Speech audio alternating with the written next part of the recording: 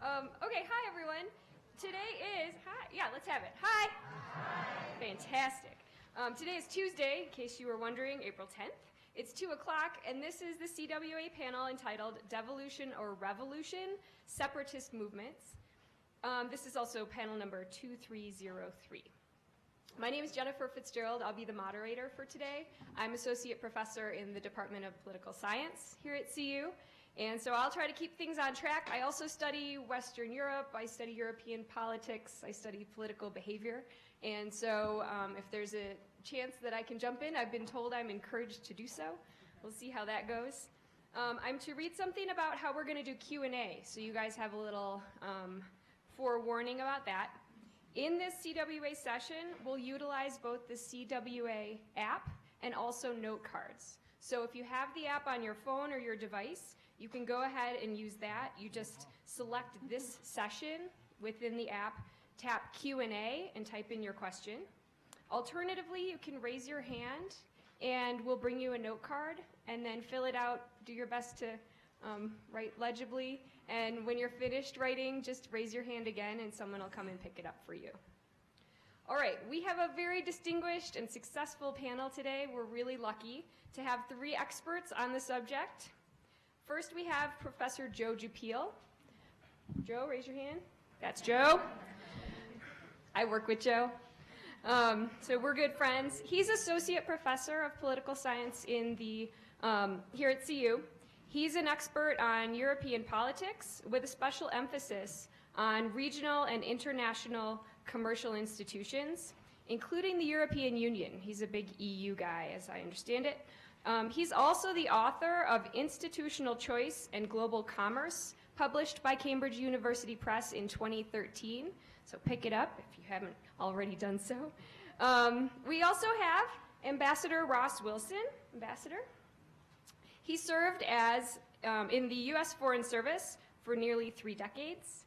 He's the former ambassador to Turkey and also to Azerbaijan. He's currently distinguished senior fellow of the Atlantic Council and also a visiting lecturer at George Washington University. And last but certainly not least, we have Margot Squire. Margot is has had a 3-decade career as a diplomat in the U.S. Information Agency and then later the State Department.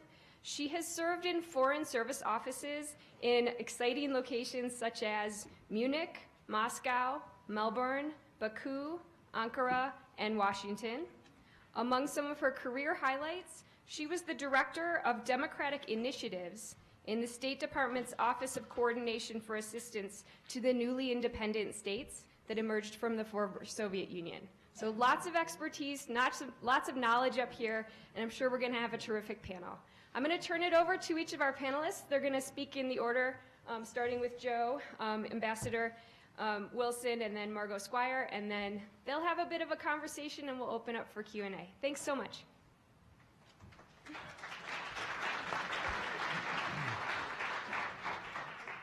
Wonderful, thank you. Thank you all for being here. It's a great pleasure to be able to talk to you today. So I want to be brief. I think this is all about the conversations, and so I'm just going to make a few points. Let's see, I'm going to make a framing point, then I've got 2 points about the sort of global context for this, and 2 points about the European Union context, which is my area. So I'll give kind of a bird's eye view, and hopefully that can frame some of our conversation. So I would start by saying that, like so much else, this is a politics of identity. When we talk about devolution or revolution, separatism, these are politics of group belonging, of identity and meaning, I think, more than anything else. So 2 quick global points, and I've kind of got a second point buried into my first one, so it's 2.5. The first is in relation to globalization. So I think when we think about globalization, economic globalization, cultural globalization, there's a sort of standard narrative, which I think is probably correct, that this process instigates, it catalyzes in response a kind of reaction, a reassertion of local identities. So we see, and people have used this term that I don't favor called glocalization, these two things happening at the same time. Globalization on the one hand, flows of goods, services, capital, people, ideas, technology, all the rest of that. And folks who are kind of on the receiving end of that react by trying to reassert tried and true identities and local connections. So I think that we could think of that as a demand side. Globalization creates, demand for devolution or revolution or separatism. At the same time, I think theoretically we can imagine globalization having a supply side effect. That is to say that that globalization may actually lower the opportunity cost of separatism. I remember when NAFTA was coming online in the 1990s, I read something, I think it was the Wall Street Journal, about Quebec. And that's not one of the regions that we have identified, but I think it's relevant to this discussion. And the analysis was that without NAFTA, so in the status quo, Quebec's trade, its economic activity, is sort of artificially channeled on the east-west axis. So Quebec is on the east, toward the east coast of Canada, and a sort of artificial amount of its trade was flowing west, for example, all the way out to British Columbia. But if you look at where Quebec is located, it makes much more sense based on a gravity model of economic exchange, of trade, that Quebec's major trading partners should be the northeast of the United States. Huge market, a lot of money, a lot of economic activity. So the idea was that NAFTA, by effacing this artificial economic border, could actually free Quebec up to seek independence. That the economic cost, it was not going to be, isolated as neither part of Canada nor part of anything else, but that the regional integration around it could make it easier for Quebec to secede. So I think that's a theoretical idea that we want to think about. Second global point, the Westphalian System. I'm constantly amazed at how robust the current map of the world is and how little it changes, despite the fact that in lots of cases it doesn't make a whole lot of sense. The annexation of Crimea by Russia was one of the first changes to the European map, certainly done by force in the post-war period. The Serbs might disagree and say Kosovo was, they were pressured, and there have been some consensual breakups like Czechoslovakia. But generally speaking, these borders have been pretty robust. And I think the most striking observation in the world, of course, is the continuity of African borders. That African borders inherited from independence that made no sense at all from an African perspective, and yet in the independence period, these borders have barely changed. There's a few other small ones. The only big examples are Eritrea seceding from Ethiopia in '93 and South Sudan separating from Sudan in 2011. So I would go so far as to say the international system fetishizes the territorial status quo. We've got 200 or so countries, and the system wants to preserve that. Now, 2 EU points. They're roughly analogous. First, the EU, one way of thinking about the EU is globalization with teeth.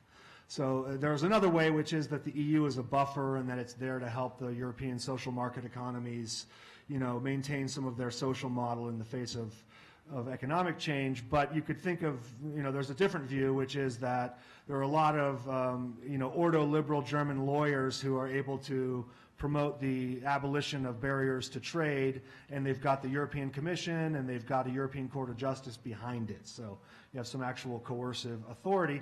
And I think we can see that the EU is a very intense form of integration, which has certainly, I think, amplified some of the demands for reassertions of local and regional identities. I think the Catalan situation is in this context. I think we've named a number of European regions, the Basque, the Lombards, we could add the Flemish, the Breton. We could think about Brexit in a way in this context as a reassertion of an older, lower order, lower scale territorial kind of identity as against Europeanization.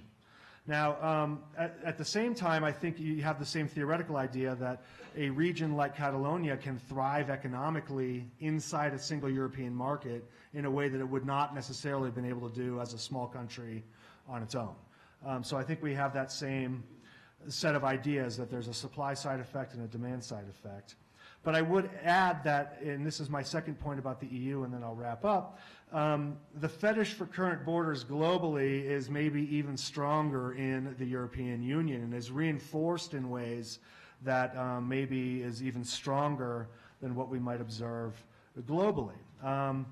We've already seen some suggestions of this in the context of the Scottish discussion on independence. The Scots, many Scots would like to be independent from the United Kingdom. That's especially true in a post-Brexit environment, since Scots overwhelmingly supported remaining inside the EU. But I think the whole premise is that an independent Scotland will become a member of the European Union and would thereby benefit from all of economies of scale and the big markets of 508 million minus the 55 million Brits, whatever's left.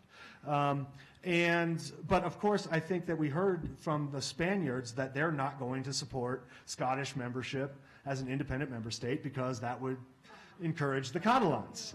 And importantly, in order for a new country to become a member state of the EU, it requires unanimous support from all of the other member states. So I don't know what the answer would be, but I think that is a very major impediment to successful secession in the strong case. So I'll just finish with this. I think in most cases, thinking about devolution versus revolution, in the European context especially, in sort of stable areas of the world, devolution is going to be the only game in town. Revolution is a non-starter. Secession is going to be exceptionally rare, very costly, and in many cases won't make sense. And so I would just conclude by noting we're 100 years past the end of World War I. National self-determination, one of the Wilsonian ideals, I think is being laid bare as a myth. We don't live in a world of national self-determination. The present and the future, I think, permit only of a kind of co-determination, that the nations that are forced to live with each other in existing territorial state containers are going to have to trade and compromise with each other because there's going to be no exit. Thank you.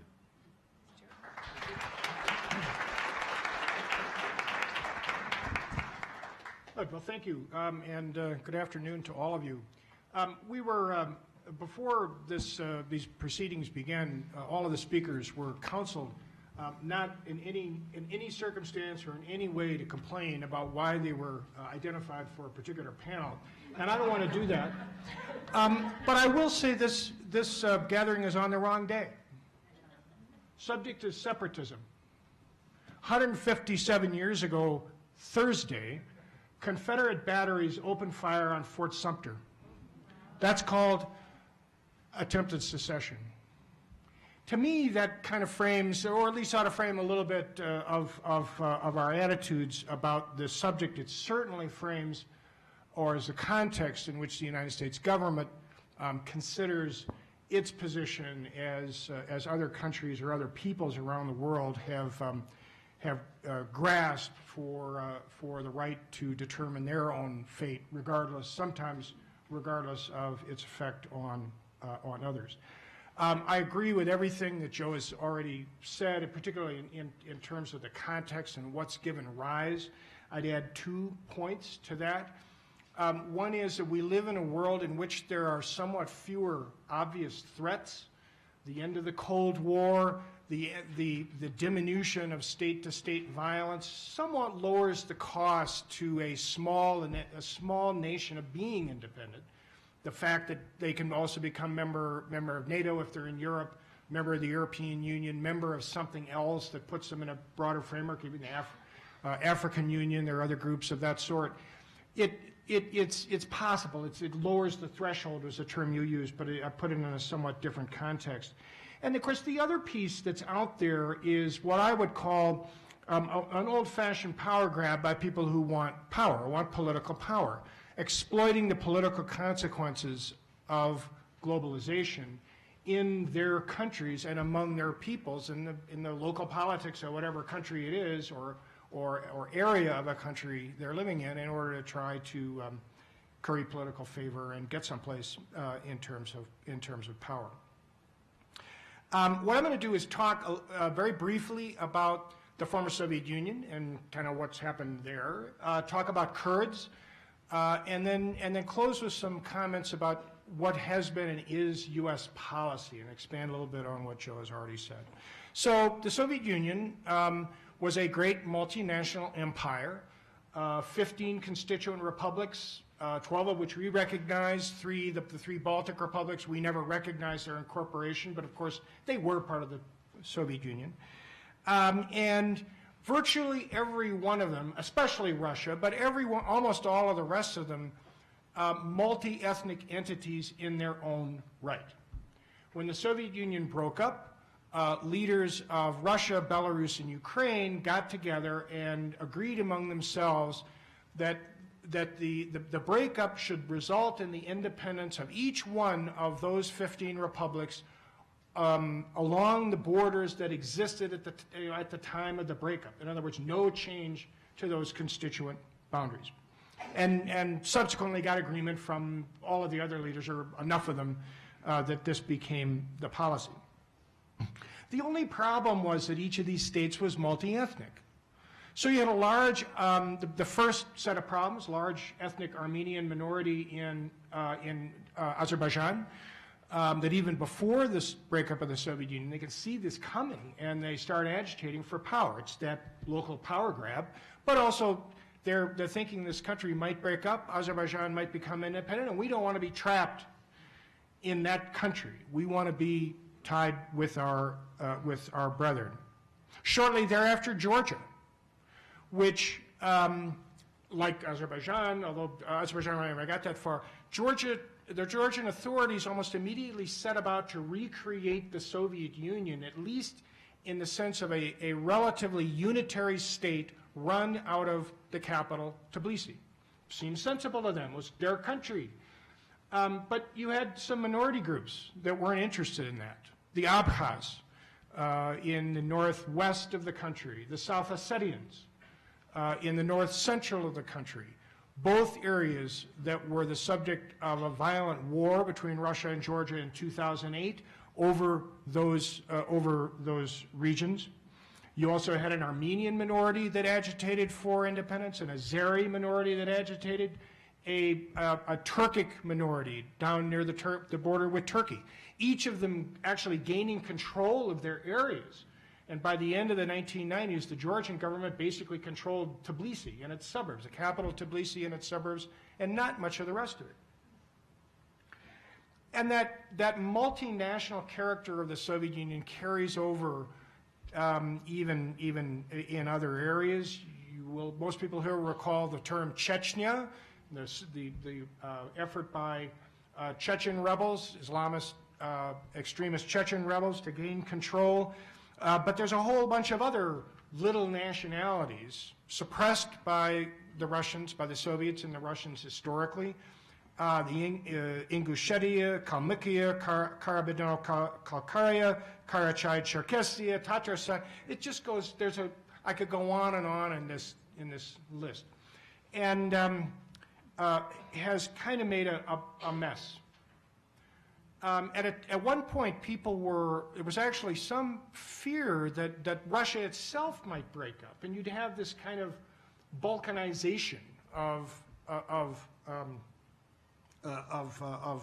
really all of the former Soviet Union. And when I thought of that word, I was reminded of a talk I heard given by a fellow named Matthew Nimitz, who used to be the American negotiator for Cyprus many years ago. Subsequently was the American negotiator to try to resolve the problem of Macedonia, the former Yugoslav Republic of Macedonia, whose name wants to be called Macedonia, but the Greeks want none of that. And so how to resolve this problem, because they border one another and there's a significant issue. Anyway, he said something very interesting, is in most of the world, the Balkanization has a kind of negative connotation. In the Balkans, they like it. Because they each of these little countries got control of a piece of turf, notwithstanding the fact that Romania includes Hungarians, Hungary includes Slovaks, Bulgaria includes Turks, Yugoslavia a mess. And that too was kind of something that I thought of in this connection. So former Soviet Union, Kurds. Kurds, one of the topical issues, actually very much an issue today, and both in the news, and I think a problem for American policymakers. To kind of talk a little bit about the Kurds, they're united by peculiar things and disunited by the things that normally unite countries. Most countries, that would be a geography, right? You've got a piece of territory. Kurds don't really have that. If you look at it, it's like a Rorschach map, and there are blobs here and there are blobs there, and if you look carefully, there's other nationalities that divide areas where there are Kurdish populations. There are great big mountain ranges that divide them, so they don't really kind of have geography in their favor. They don't have religion in their favor. About 3/4 of Kurds are Sunnis, about one quarter are essentially Shia, or a Shia faction, a levy, and then there are small numbers of Jews. So it's not united in that way. Language, most countries kind of unite around language. Kurds have 5. The two largest, spoken by the overwhelming majority of Kurds, roughly half and half, are as mutually intelligible as German and English. And I don't understand German, as a result of my knowledge of English. And then deeply divided by politics, loyal to different leaders, which gets to what unites them. They're tribal. They have tribal-like loyalties to their elders and to leaders. They're a martial people, they're a marginal people, and they're a persecuted people. Because they're persecuted, they're marginal and a war-making people.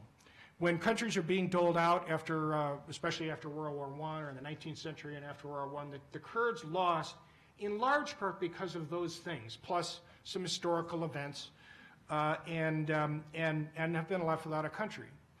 Today, the United States military is allied with a Syrian Kurdish faction in Syria in the fight against ISIS. It's the core of the ground force that has worked with the U.S. military and others in the anti-ISIS coalition to crush this movement. It has saved countless American lives. It has directly contributed to the destruction of ISIS, which pretty much everybody thinks is probably a pretty good thing.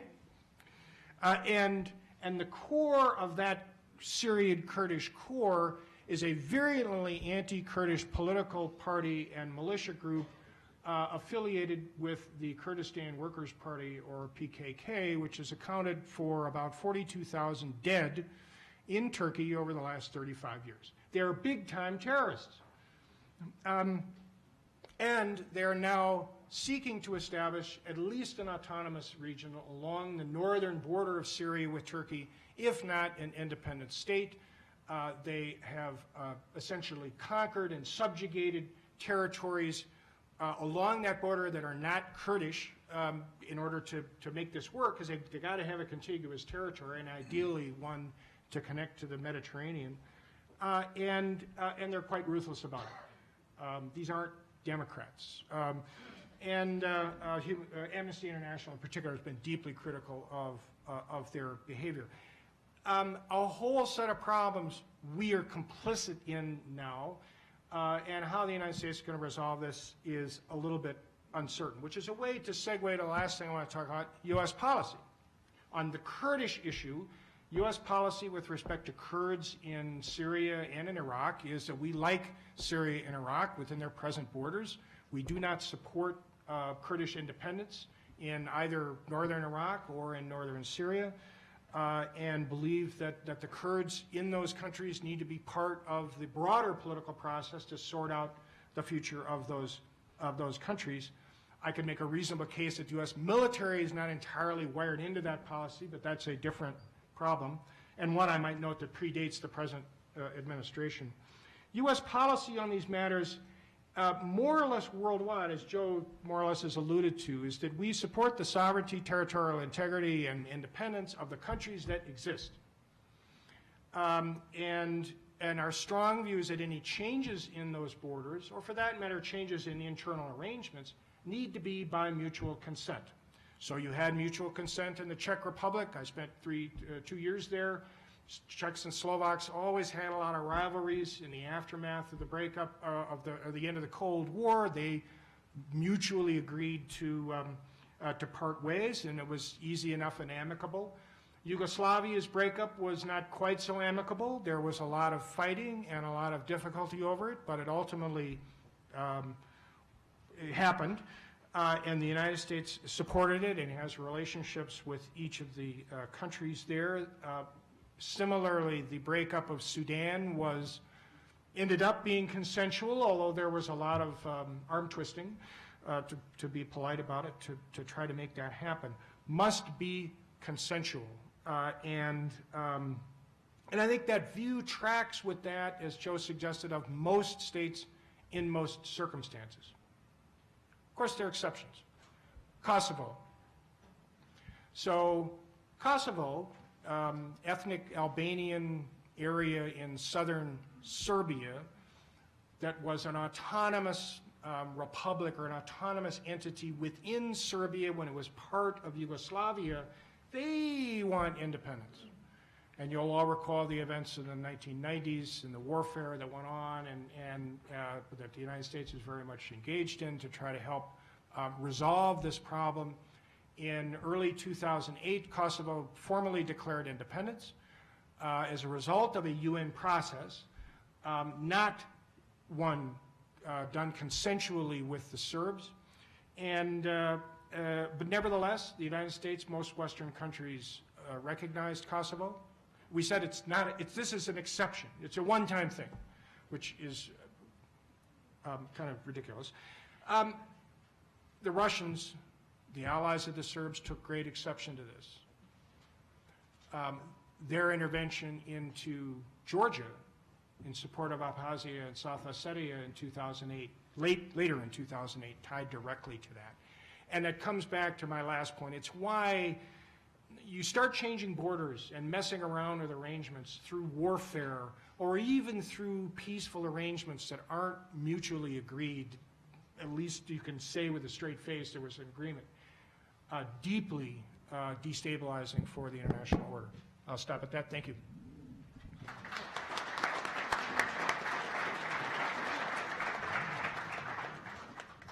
Hi, please let me know if you can't hear me. I speak very softly. I'm delighted to be here. This is my first time at CWA. Thank you very much for the opportunity to be here. I'm taking a different tact, and I'm not going to speak very long, because as a Foreign Service officer, I was a public diplomacy officer, and I focused on people and the relationships. I work with journalists, I work with cultural exchanges, but it's the grassroots, to help support U.S. policy from above. And so when I look at these issues, and I absolutely agree with everything that the two before me have said about the processes, I look at how people deal. And the sort of the two different impetuses that people have, nationalism, the search for identity, versus your pocketbook and security and your future, your family, and those around you. And I found a quote by the Economist that I thought was interesting. At a time when populist nationalism is on the rise around the world, matters of cultural and identity can sometimes count for more than economic self-interest. So identity over your economic self-interest, Brexit, but which is stronger, nationalism or one's pocketbook? And it's these questions that, as people are looking at their futures and their identities, the what's in it for me type of thing. Is this going to make my life better or worse? Am I better off staying or leaving? So a poll in 2015 of Northern Ireland found, and this is the Northern Irish, found that 30% at that point, 2015, favored unification with Ireland. But that figure dropped to 11% when they were asked if they were ready to put up with, or if they understood that that would mean higher taxes, because Britain was not going to support them. So it went from 30% support to 11%. And in Ireland itself, the Republic of Ireland, they asked the same questions, and the Irish said that they were 60% for Northern Ireland becoming part of Ireland. But when they were told the same thing, but what does this mean if you have to pick up those subsidies, the figure dropped to 31%. So all of a sudden, these questions of your importance and your own self-wealth. I absolutely agree that in most cases we're going towards devolution, the greater autonomy. It certainly looked that way in Catalan until the last few years when I think things include populism, greater nationalism within Spain itself, created issues and that took away, constitutionally some of the autonomy, and then it doesn't help when the country, beats up on people who are, demonstrating and voting for independence. That just created huge more rift. And the Catalans already, sort of in the last few years, were starting to feel as the economic downturn and austerity of the EU towards all of Spain, they felt like they were being taxed more than the rest of Spain. And that was also playing into this feelings of aggrievement and identity. Scotland, Joe mentioned that, Scotland voted to stay in the EU in 2014. And a key reason for that was to stay in Britain, was to stay in the EU, because Britain was part of the EU. And also because, they were banks were starting to leave, businesses were starting to, get skittish. If Scotland was going to be independent, what was that going to do? So there were serious pocketbook issues. So then, of course, when Brexit happened, of course, they went 55% in Scotland for staying in the EU. So when the vote went the other way, of course, now, Scotland has gone through the process. Because Scotland had a large amount of autonomy, running a lot of its own civil functions and police and things, they have this process where they have to ask the UK Parliament. The Parliament of Scotland has to ask the UK Parliament if they're going to leave. And so they've done that. So they've asked for the right to vote again, another referendum. And so, and basically, as a lot of you probably know, Theresa May, Prime Minister of the UK, said now is not the time. And yet, how long can they put that off? And what will the Scots, how are they going to vote? Northern Ireland also, is looking at that and, doing research for this. I didn't realize how fragile the situation is right now in Northern Ireland.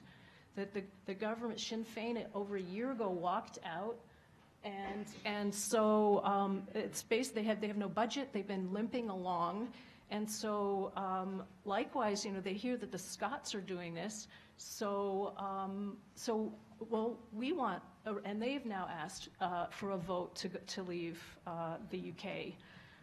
So there are, all of these things, and how economics and your own pocketbook plays in it is important. And the other thing I would like to say, beyond the role that the EU has and the individual countries have, they also have a really strong way of trying to help with integration, or trying to help with, I think of the Good Friday agreement in Ireland and ETA, the Basques, who we haven't really talked about. That was a clear situation where the majority of Basque people felt that they were being, driven by this. Their own security was at stake by the terrorist organization ETA that was pushing for independence.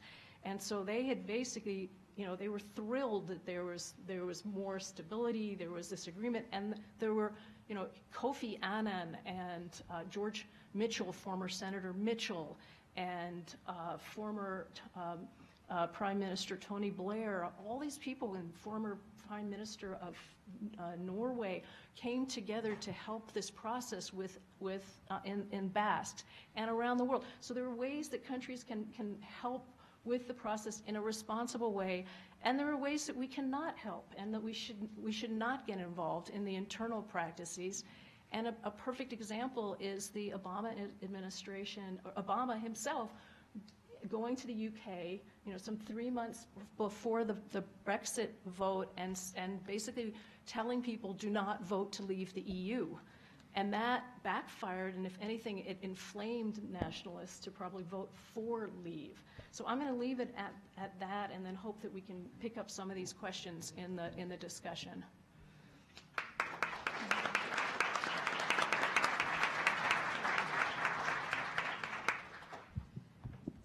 So we already have some great questions from you guys. I wonder if before we get into them, would any of the panelists like to respond to something that someone else has said? Do you have any? Yes. Yeah. Sure. Just very briefly, Ross, one of your last statements was tinkering with borders is deeply destabilizing, and I do think about this a lot. When I think about the fact that we have such a conservative view on the map, and people have an existential fear of what would happen if we opened Pandora's box and we tried to think about what a world, a different world organized along different lines might look like. And I agree completely. I think it would be, messy. It would be easier, obviously, if people A were over here and people B were over here. But people A and B have a tendency to, make people C and intermingle and so forth. And so it's going to be messy. And I don't have any solution. But I think it's important also to recognize the winners and losers in that. I mean, the Kurds have been, really victimized by this. Lots of other groups have been victimized by this, all in the interest of preserving an order that in lots of ways serves our interests. And so I think that's worth bearing in mind.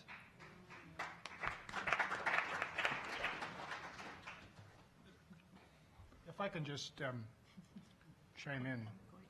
If you, as part of preparing for this, I went back and looked at what President Wilson said in his 14 points about self-determination. And I was surprised because it had been years and years since I'd read this. He said that there needed to be a free, open-minded, and absolutely impartial adjustment of colonial claims in a circumstance in which such questions of sovereignty, the interests of the population's concern must have equal weight with the equitable claims of the government whose title is determined. So Wilson was talking about colonial subjects in Africa and Asia and elsewhere. And what he was saying essentially was that he didn't say self-determination, but their right to self-determination had equal weight, not more weight, than the legitimate or equitable claims of the colonial powers. In 1960, the UN General Assembly adopted a declaration on the granting of independence to colonial states, in which it begins somewhere, all peoples have the right to self-determination. Not further qualified, although the context is colonial peoples. And it's a bit of a quibble, but it raises the question, does the right to self-determination that colonials have, or subjugated peoples have, does that extend to the subjects of long-established states? Should an unhindered right to self-determination that might be exercised in a way that endangers an existing state's existence, is that something that's either right or to be supported? If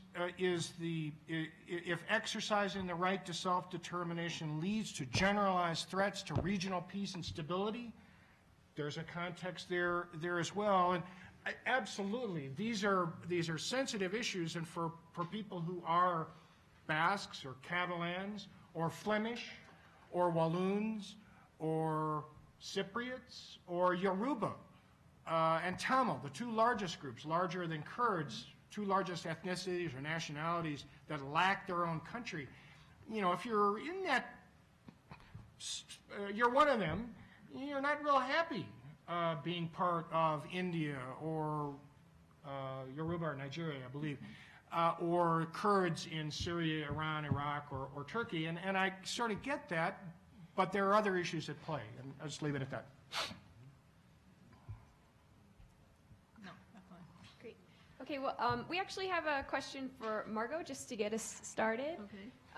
So the question is, having experience with the U.S. democratic initiatives, do you believe democracies are the best option for separatist states who are forming new governments, or is a UN-led government a better option? That's interesting. I mean, I think, you know, it depends on the history of the country. Does it have, you know, I'm for, definitely I support democracy, and because I think you need to, the will of the people needs to be expressed, and that's, you know, a separatist state presumably is leaving for that reason. But that doesn't mean that what they're creating is a democracy. And so I think the UN, does the UN help to build democracy? Yes, it does, to a certain extent. I think you have to work with the context that you have within the country. We don't do very well with nation building, and that's one of the reasons. I mean, what I was saying, why people, you know, states and international institutions have been reluctant to get involved in, you know, separating and creating new states, because they don't necessarily improve the lot of the people that are involved. There's not a logical move to democracy if you're not a democratic state to begin with. Particularly right now, I guess, as we're seeing, you know, populism backsliding in Eastern Europe, authoritarianism in a number of other countries taking over. So I'd have to think about that further. Does either of my other colleagues have a good response? That was really good. The only thing I'd say is they're sort of separate questions. Yeah, They're separate issues. Democracy as opposed to autocracy or other forms of government that's a whole complicated set of things, and separatism is somewhat different. If you Google or go onto Wikipedia and look for secessionist movements, there's hundreds and hundreds and hundreds and hundreds. And a lot of the movements are in countries that are repressive for one reason or another. But there's a substantial movement of Swedes in Finland agitating either to be joined with Sweden or at least for autonomy. If Finland, I don't know how you can be more democratic than Finland. There's a movement in the Faroe Islands to have autonomy or independence from Denmark. The same thing. Democracy. We're talking apples and washing machines here. They're obviously connected issues in a certain sense, but important to separate them when you think about these issues, I think.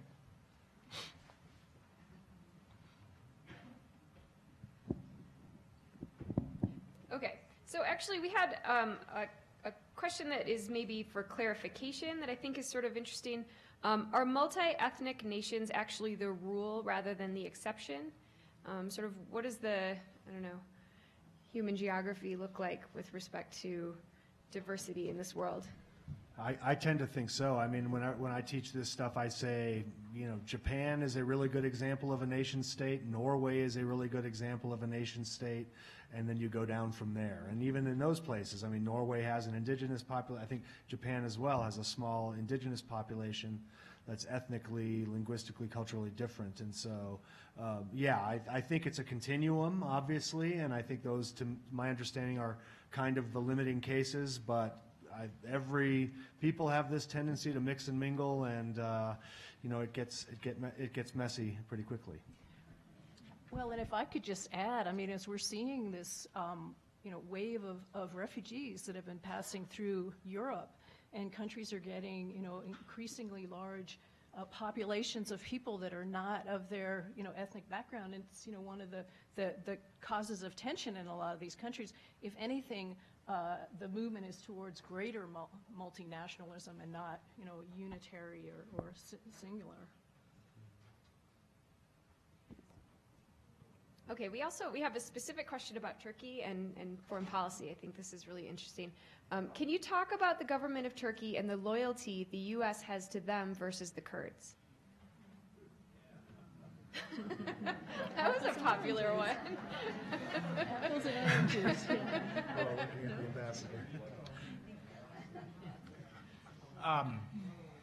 Where to start? Turkey has been a critical ally of the United States since 1947, when Harry Truman made it U.S. policy to defend free peoples seeking to resist subjugation by the Soviet Union. And that it was Turkey and it was Greece. And since that time, Turkey has been an imperfect ally on a whole lot of fronts.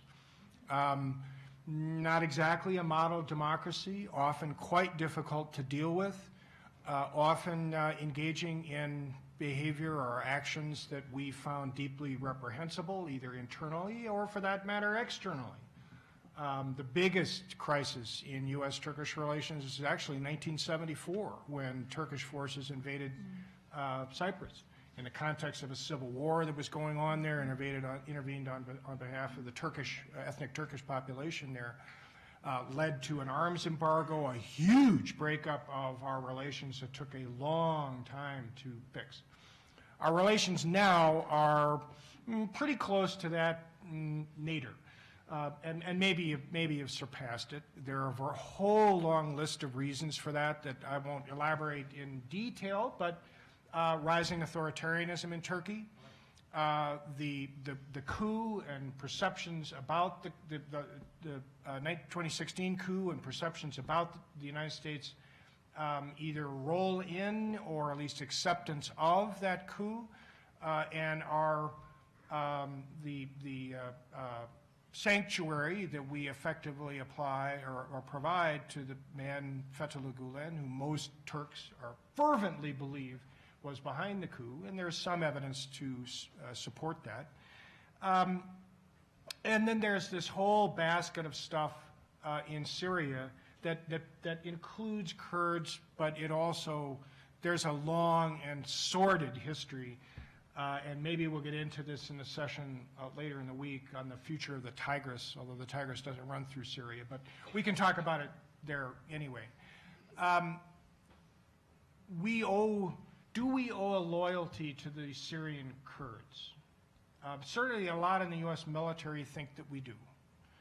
And they may be right. I mean, they saved our bacon. And they saved the Turks' bacon, because the Turks are terrified of ISIS. ISIS carried out a whole number of spectacular terrorist attacks in Turkey, and comes out of an environment, the al-Qaeda environment, which carried out more violent actions in Turkey. And both those organizations, or the remnants of them, still remain threats. Does that debt extend to supporting their aspirations to create an independent entity at the expense of the political stability of Syria, where the breakup will exacerbate what has already been an awful 7 years of civil war that's half the population, 11 million displaced, well over several 100,000 dead? I mean, it's just awful. That will be the consequence of what the Syrian Kurds are trying to do. And, oh, by the way, blowing apart an alliance that, for all of its tensions and difficulties, remains important for American policymakers. And when it's broken, will be really, really hard to put back together.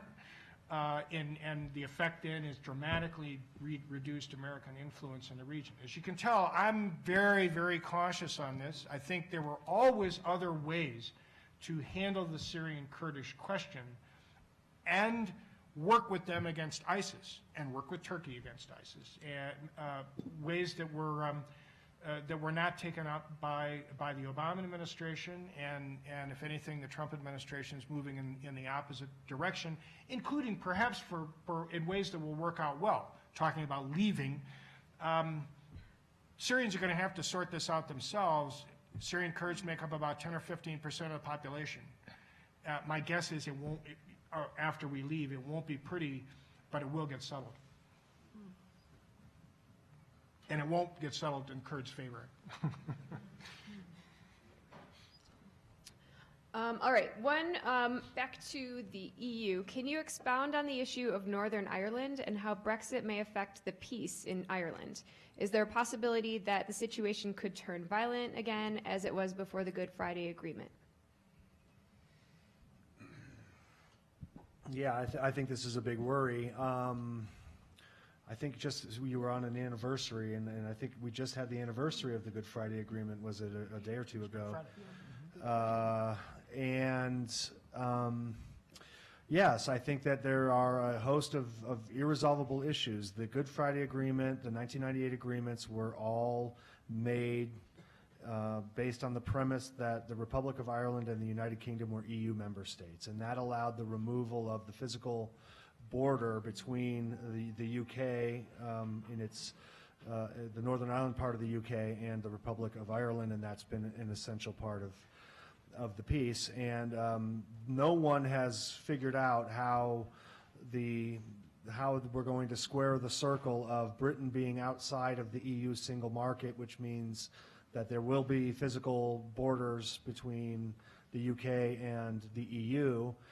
And maintaining a border-free situation on the island between Northern Ireland and the Republic of Ireland. So I think there's a great deal of concern right now. I think, I don't know the in depth, the extent of support for, more violent action, but my sense is that it's been simmering and been latent, and there's going to be a certain small, very small, but probably disproportionately vocal or active group on either side of that issue who would be willing to, engage in violence around that question. So I'm very, very worried about that. This has been one of the great victories of diplomacy. This was, in my world, this was the most intractable dispute in Western Europe. Thousands of people died during the Troubles, and the resolution of that 20 years ago was a huge victory, and I'm very, very worried that things are going to go backwards.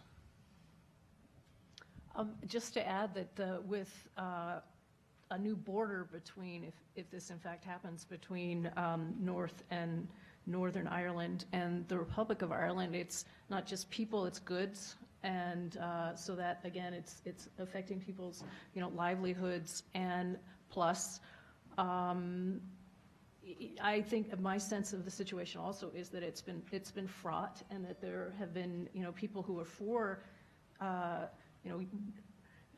liberation or of Northern Ireland that have been kind of biding their time, and that now we'll see what happens.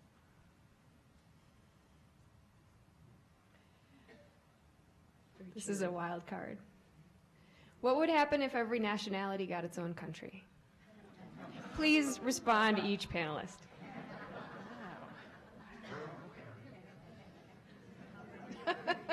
Sorry.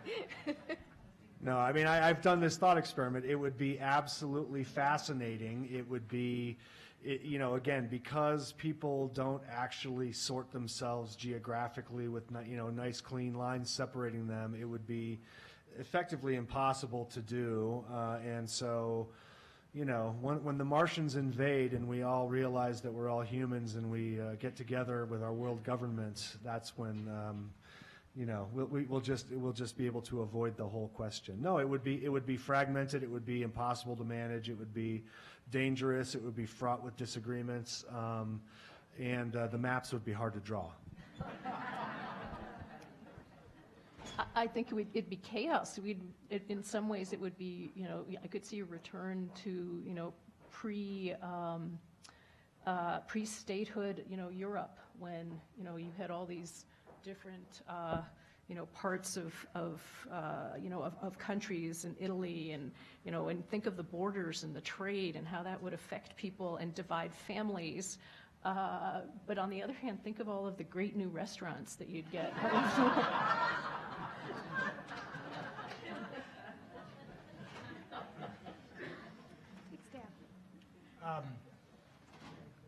If the world went from a situation where there are 200 odd countries to where there may be 2,000 or maybe 3,000, the truth is, where would it stop?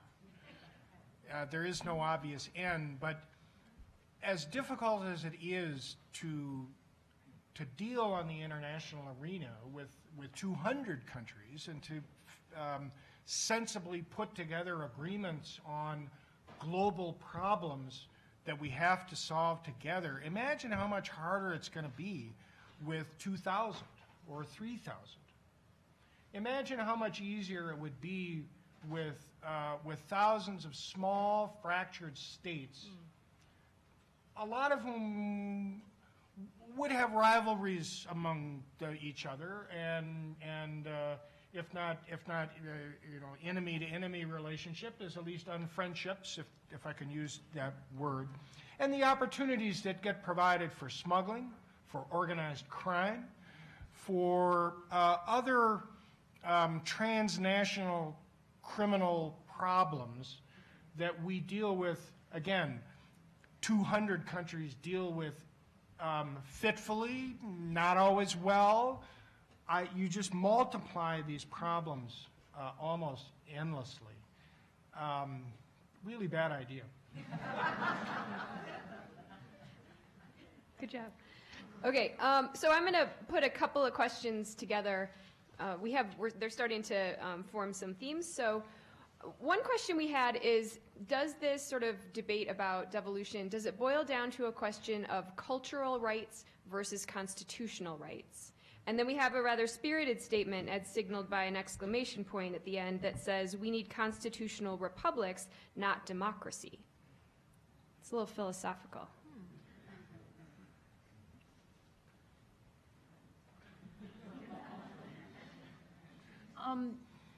Well, let me take some of that on. The constitutional republics versus democracy, I think the implication is that a democracy is messy, and a constitutional republic, you have the laws and you have things that are set up to safeguard, the different nationalities. I look to a certain extent at Catalan as an example, where you have, a constitution that was, enshrined autonomy in Catalan, and then under the constitutional process, the Constitutional Court then revoked some of the provisions, and that set off this whole wave. So I don't know that a constitutional republic is necessarily better than a democracy. I think, again, you're coming down to what Ross said before, the apples and oranges. It's really how the legal structure is set up, and how the people feel that their identities and their needs and their rights are represented in either a democracy or the constitutional republic. Makes sense? I appreciate Margot's effort, because I'm not sure I quite get the point of constitutional republic versus democracy. I know ours is a constitutional republic, and we are a democracy still. And I know Turkey is a constitutional republic. It has all the institutions of a democracy, but I'm not sure I entirely understand that. On cultural versus constitutional rights, I'm not sure I quite get those words either. But my answer to the question that I think is behind this is that peoples have the right to self-determination within the context of the countries where they live, and they have the right to seek to add to that self-determination through autonomous or secession independence arrangement that's done consensually.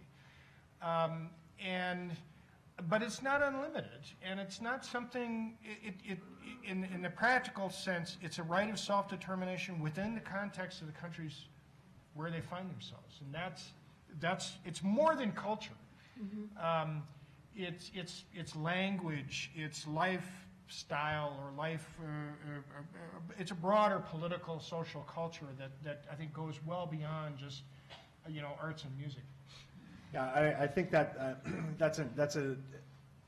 the title of the panel is Devolution or Revolution, and so here in the United States context, when we think about our revolution, the whole premise that at some point trying to make it work inside an existing system is intolerable, and you have to take more extreme measures. So I can see I can see a point at which people would not accept that's okay. I think that's probably, globally the best approach is to try to make it work inside an existing country. But at some point, if people are feeling, intolerably oppressed, I understand, I guess, why they take up arms. I don't exactly understand the question either. I guess I take it to be a little bit about group rights and individual rights. And so I think that democracy versus a constitutional republic. Yes, direct democracy like a referendum like Brexit, I think is a horrible way to run a country. We've seen it over and over in the European Union that complicated questions are put to people who can't understand them, and neither can any of us, and then they're asked to say yes or no. And I think Brexit, and I think that, again, coming back to the American system, we do understand the passions of majorities, and we tend to think that it's often desirable to have intermediaries, either institutional checks and balances or representation by people who maybe can be a little more dispassionate about those things. Cultural rights versus constitutional rights. I think and Professor Fitzgerald knows about this sort of thing, where the diverse societies, divided societies, how do we arrange to govern peacefully? For decades, we had a model. We looked at the Netherlands as a model, so-called consociationalism, where it really was, you had elites from each of the constituent groups. These were religious groups, these were language groups, and that they just had to try to work together to forge compromises between the groups, and that was very much a group-centered perspective, less than an individual rights perspective. It's nice when it works well, but it doesn't always work, and so I don't know that there are no easy answers. Okay, so we have a group of Catalan students in the crowd. They have a question. Yeah, give it up.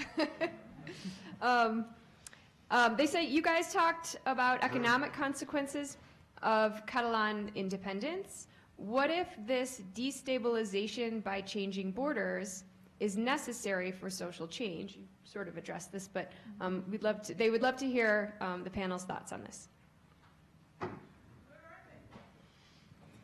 All right.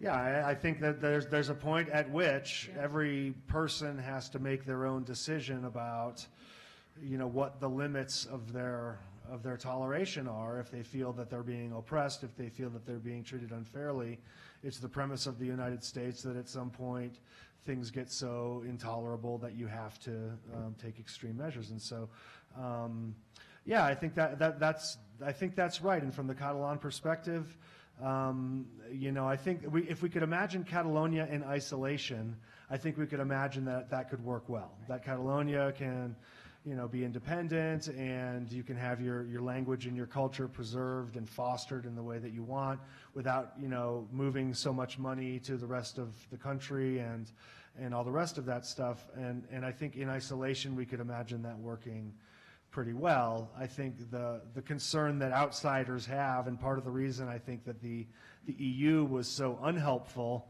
in terms of the events over the last 6 months or so for the cause of Catalan independence, was that there's a domino effect, that it's not going to just be Catalonia, it's going to be one and then the next and then the other.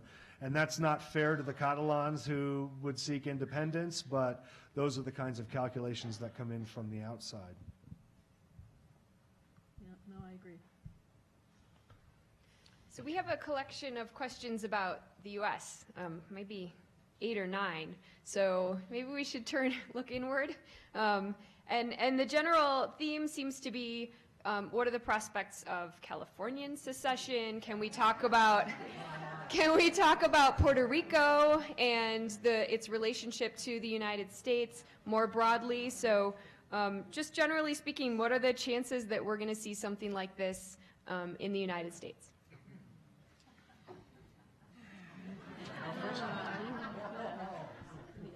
Yeah, I mean, I don't think it's going to happen. We had that argument once before, if I recall my history. No, I mean, I think I understand the feelings. I've often gone through the thought experiment, as many people have, of what if the South had been allowed to secede, and what would the United States look like today? And for me, one of the arguments against that is just to think about the plight of the people who were enslaved in the Confederacy, and what if the North had simply let that carry on, I think that would have had all kinds of consequences. And so, from the perspective of California, yes, I mean, there's a way to do things that a large majority of Californians might think is the way to do things, but I think that a lot would be lost if California left the Union and lost its leverage, to create change more widely. And so I think that would, and I think that would be inconsistent with the values that many Californians would hold. And so there's a lot to be said for trying to make change from within, rather than throwing up your hands and walking away. Yeah.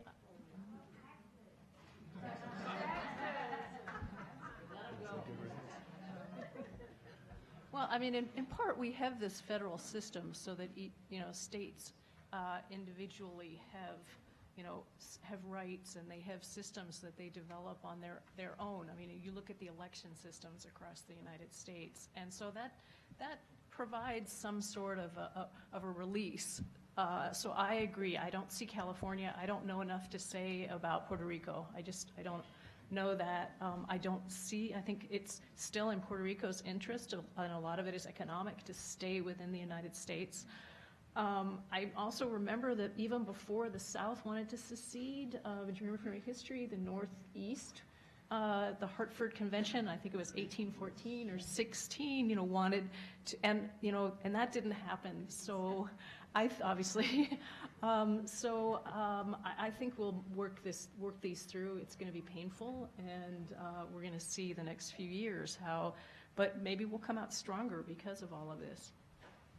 A secessionist America would not be a pretty sight. It would be poorer than it is today. It would be massively less secure than it is today. Puerto Rico is an interesting case.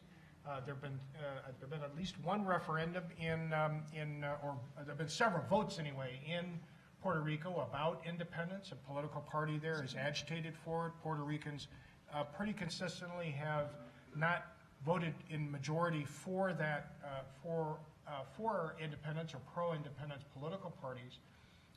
What the consequences are of